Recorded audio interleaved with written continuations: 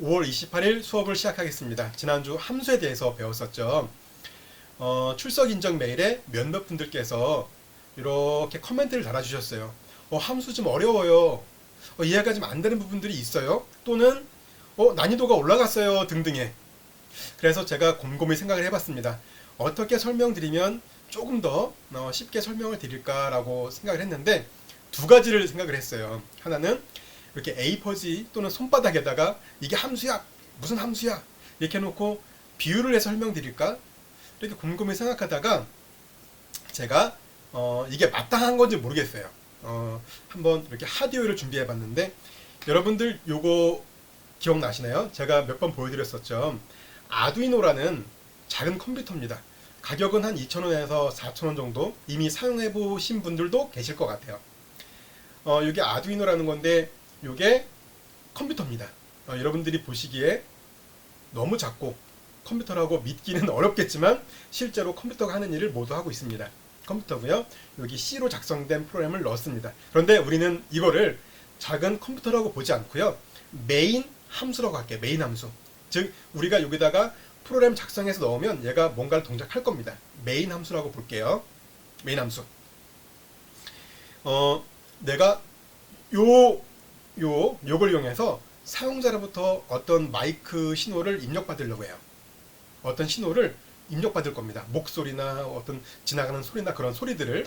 그래서 어떤 걸 쓸 거냐면 요게 마이크거든요. 마이크. 그래서 마이크를 여기다가 이렇게 연결합니다. 실제 연결할 수가 있어요. 연결해서 마이크 신호를 입력받아요. 그러면 얘가 사람 목소리를 받아서 뭔가를 처리할 수가 있어요. 근데 너무 복잡할 거예요. 왜냐면 이 마이크로 들어오는 신호는 너무 신호가 작고 노이즈도 많이 포함되어 있을 거예요. 그래서 이 실제 신호와 노이즈를 분리해야 되고 등등의 여러 가지 복잡할 겁니다.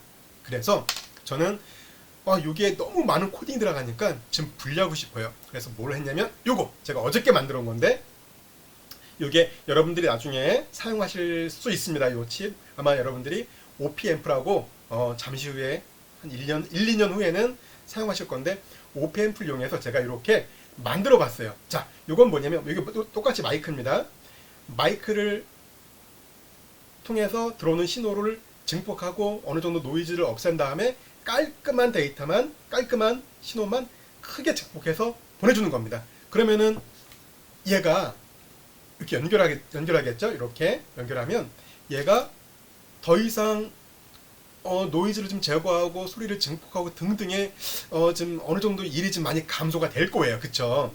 그래서 우리는 요거를 소프트웨어 관점에서 적절한 표현인지 모르겠습니다. 얘가 메인 함수라고 하면은 뭔가 다른 독립된 다른 일을 하는 애예요. 얘는 혼자 동작 못해요. 얘는 그냥 못해요. 얘는 전기를 넣어주면 그냥 신호를 받아서 내보내기만 해. 뭔가를 잘 못해. 우리는 이거를 함수라고 합니다.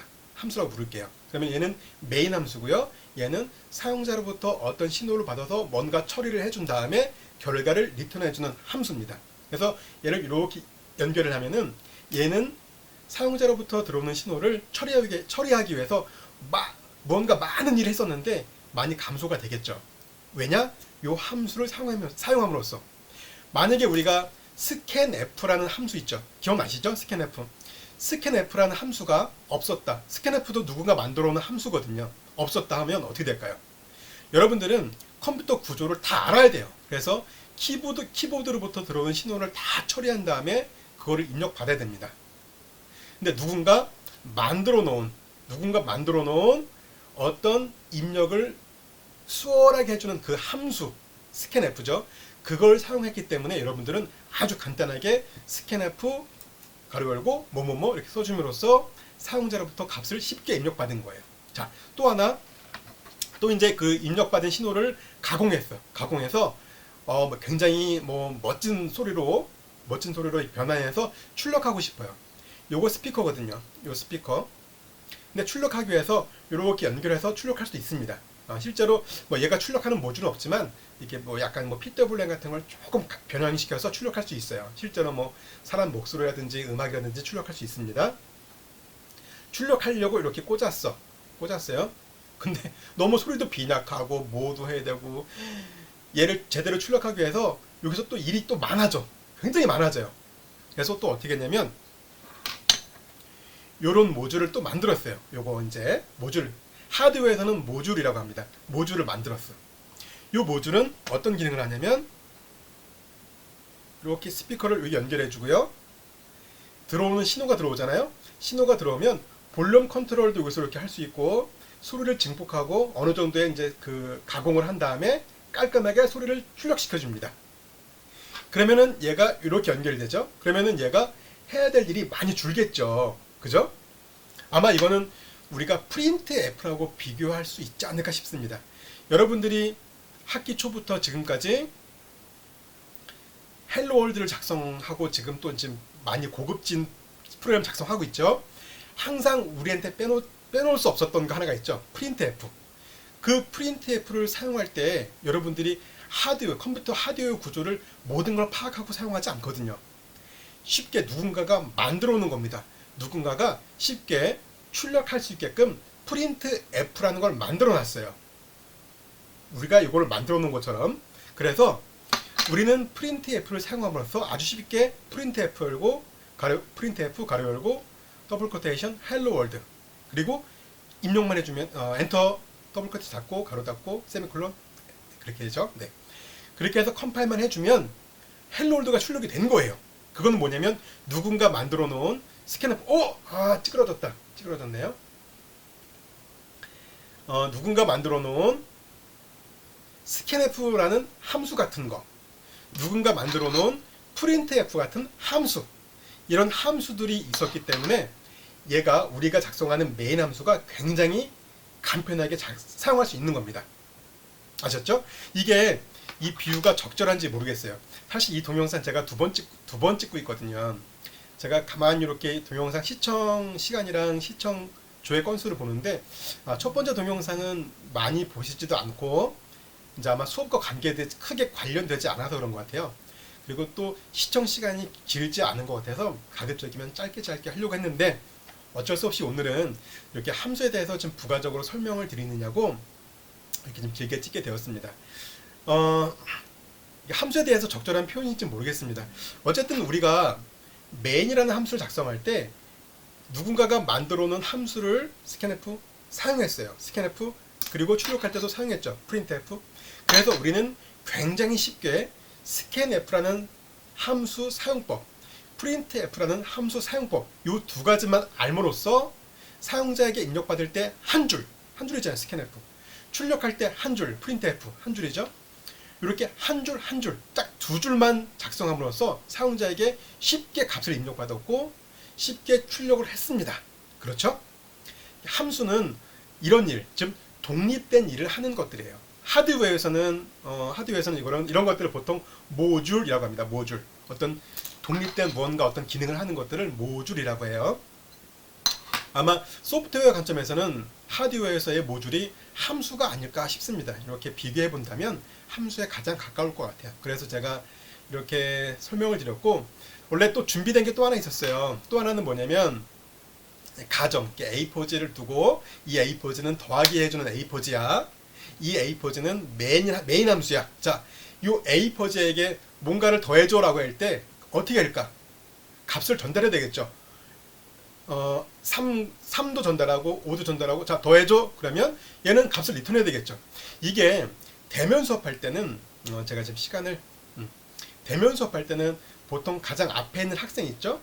앞에 있는 학생을 함수 A라고 가정합니다. 그리고 여기 있는 학생을 함수 B라고 가정해요. 이 학생은 아무 일도 하지 않아. 이 학생은 오로지 첫 번째 전달하는 값, 두 번째 전달하는 값을 두 개를 받아요. 그러면 이 값을 두 개를 계산을 해.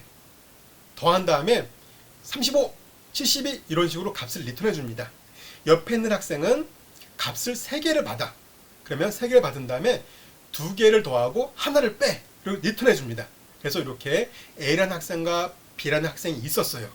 그러면은 제가 이제 우리 강의실 맨 앞에서 학생에게 제가 전달합니다. 3, 7. 그러면 이 학생은 더한 다음에 10 리턴해 줍니다.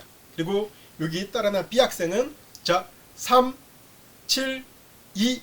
그러면 이 학생은 3 더하기 7 빼기 2. 그래서 8 리턴해 줍니다.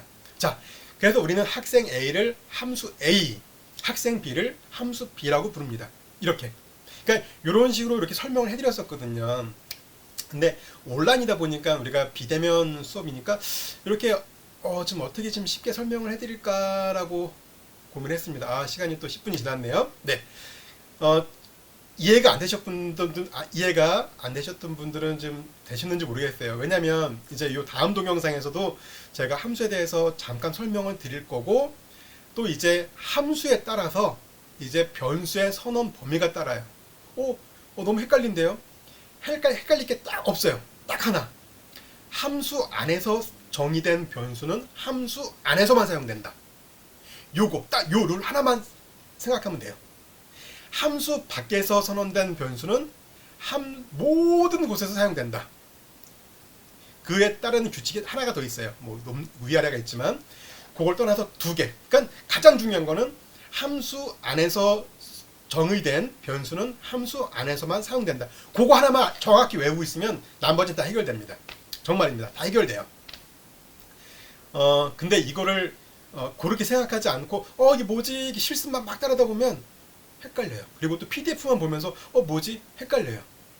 아셨죠? 딱 하나, 함수 안에서 정의된 변수는 그 정의한 함수 있죠. 만약에 A라는 함수, 아까 제가 A라는 함수가 있고 B라는 함수 있었죠.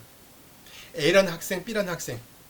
A라는 학생 머릿속에 어떤 변수가 있을 거예요. 뭔가 더하기 위해서 뭔가 복잡해서 뭐 하나를 놔두고 뭐 했을 겁니다. 그거는 요 학생만 사용하는 거예요. 그리고 B라는 함수를 가정했던 학생 하나가 있었죠. 그 학생도 어떤 곱하기, 만약에 앞에 거 두 개를 더한 다음에 빼야 되잖아. 그러면은 두 개 더한 값을 일단 어떤 적어놔야 돼. 그쵸? 그럼 B 학생이 어떤 포스트잇을 갖고 포스트에다가 7 더하기 3은 10 적었을 거예요. 그리고 이제 세 번째 온 2를 빼야 되겠죠. 그러면 빼기를. 그럼 이 포스트잇, 이걸 변수라고 가정했을 때 요 B 학생이 사용했던 포스트잇은 B 학생만 사용합니다. A 학생은 B 학생 포스트잇을 사용 못해요. 그럼 맞나요? 다음에 대면 수업할 때 포스트잇까지 이렇게 해야 되겠다. 그러면 학생들 이해가 좀 빠르겠는데요. 어쨌든 함수는 무언가를 독립하는 일을 하는 객체입니다. 자, 여기서 사용했던 변수가 뭐가 있을까? 마이크. 변수는 얘겠네요. 얘가 변수입니다. 얘가 변수겠다. 얘는 약간 신호를, 그러니까 교류 신호만 보내는 거죠. 직류를 제거하고, 너무 어렵죠? 어쨌든 그럼 얘가 변수다 생각하죠. 뭐 그건 아니지만 살짝 변수다 생각하면, 요게 변수면 printf 이 함수에서 이거 쓸 수 있을까? 없어요. 독립된 애야. 함수는 서로 독립된 애예요. 무언가 특정한 일을 하는 객체입니다. 그래서 얘에서 선언한 변수는 못 써. 얘가 쓰려면 어떻게 뺏어와? 못 뺏어와요. 못 씁니다. 절대 쓸 수 없어요.